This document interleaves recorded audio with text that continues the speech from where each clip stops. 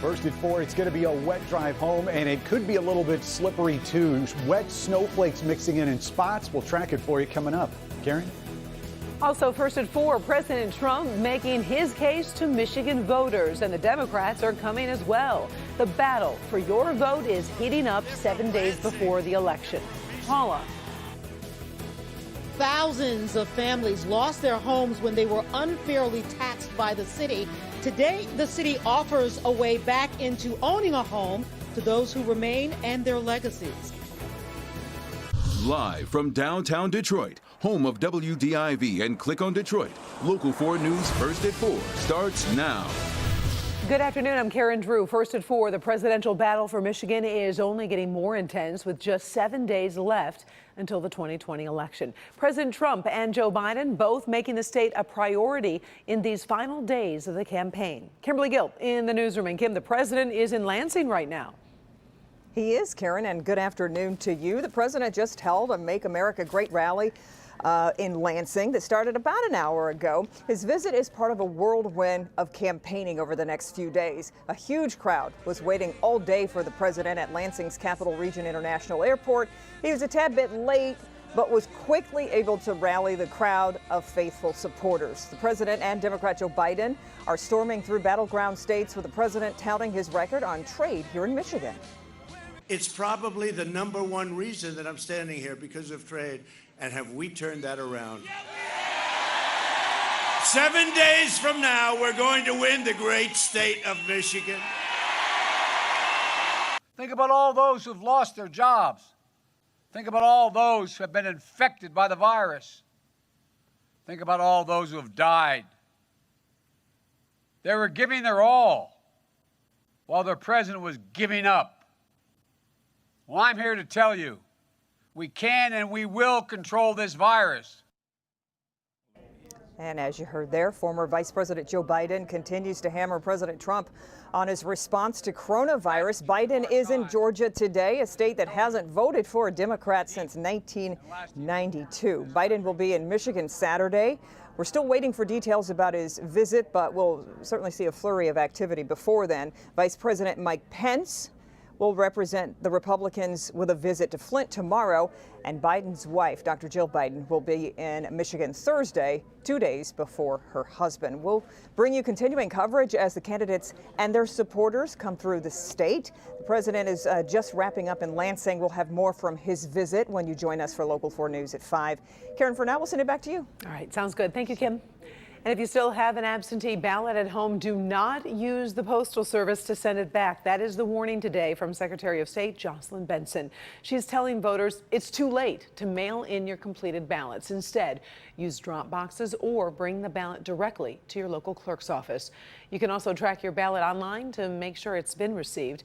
Absentee ballots must be received by your clerk by 8 p.m. on Election Day, November 3rd, to be counted. We are watching the new cases of coronavirus very closely here in Michigan. Today, the state is reporting more than 2,300 new cases in the past 24 hours. Yesterday, the number was more than 3,800, but that was for a 2-day period. The 7-day moving average reached more than 2,000 yesterday, which is the highest it's ever been. We've also seen 28 additional deaths, including 8 from a vital records review. In the forecast, if you like chilly and rainy, you're probably kind of happy, right?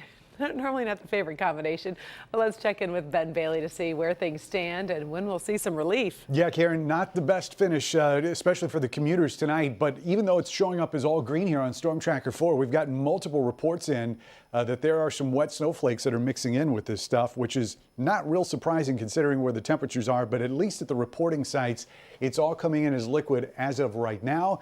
You can see a couple of spots still remaining dry there, but all of this is moving to the south. Look at these temperatures down to 36 now in Pontiac, 37 in Howell. It's just a little bit chillier than it was last hour. Still holding on to the 40s, though, inside of Wayne County and down towards the state line. Don't expect these temperatures to move all that much. They're generally going to be right around 40 degrees tonight, and we'll probably hold on to that rain at least through midnight. Coming up, some big changes to Thursday as Hurricane Zeta throws us a curveball. We'll look at that. And, of course, Halloween and a pretty big football game over in Ann Arbor this weekend. All that in just a few minutes, Karen. All right, thank you, Ben. United States border with Canada remains closed to non-essential travel, but it appears People still try to smuggle illegal materials across the border. Border agents report seizures of marijuana are up more than 1,700% in the past year. Firearm seizures are up 227%. Also, 225 people have been arrested for smuggling. We're going to take a closer look at what those numbers mean tonight at Local 4 News at 5. One man was shot and critically wounded overnight over in Redford Township. He was found near Olympia and Cambridge Streets, not far from where Beach Daily crosses Grand River. Happened about 3 o'clock in the morning. The victim was rushed to a hospital and taken into surgery. No word on his condition. Right now, there are no suspects in custody and no word on a possible motive. Today, steps forward towards healing a painful chapter in Detroit's history for homeowners. They were overly taxed, and that caused many people to lose their homes. Our Paula Tutman explains a new program aimed at creating a new path for thousands to reclaim their American dream. Before the big Detroit comeback, before the restaurants opened and the city became the place to be, there were families that stuck things out. But between the years 2010 and 2013, when the subprime bubble popped, the city was still strapped for cash and low on resources. Some 10,000 residents lost their homes, many of them because their houses were overassessed to the tune of $600 million. Today, a plan introduced to City Council with a high likelihood of passing because 5 of the 9 council members are co-sponsors.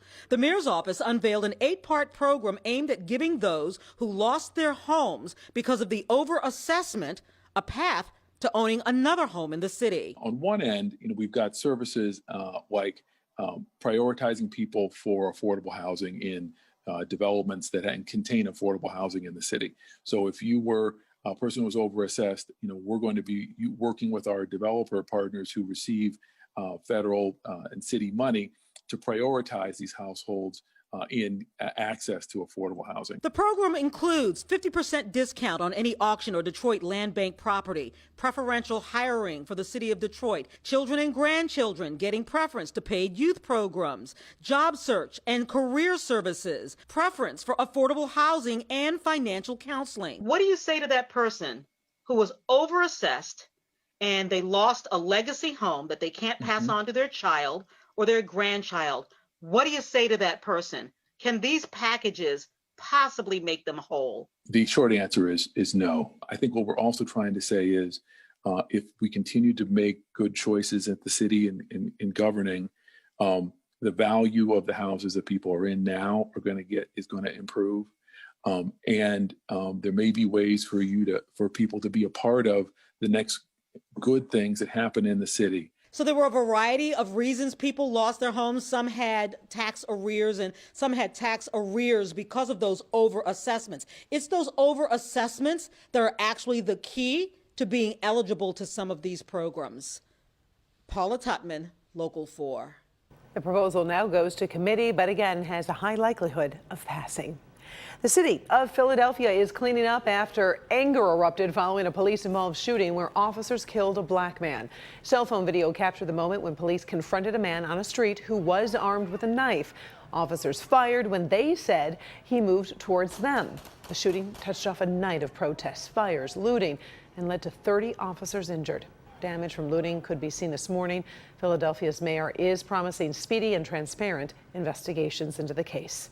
The whirlwind confirmation of Judge Amy Coney Barrett to the United States Supreme Court came to an official end today. There was a private ceremony when she was sworn in by Chief Justice John Roberts this morning.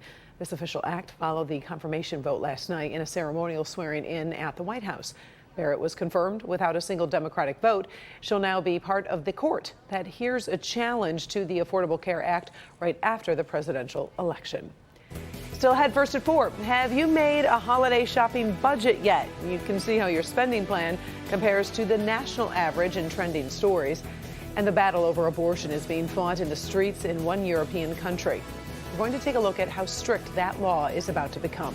Plus, Ben returns to track scattered showers, and he'll be looking ahead to the highs and lows in the 7-day forecast. More news and weather first at 4.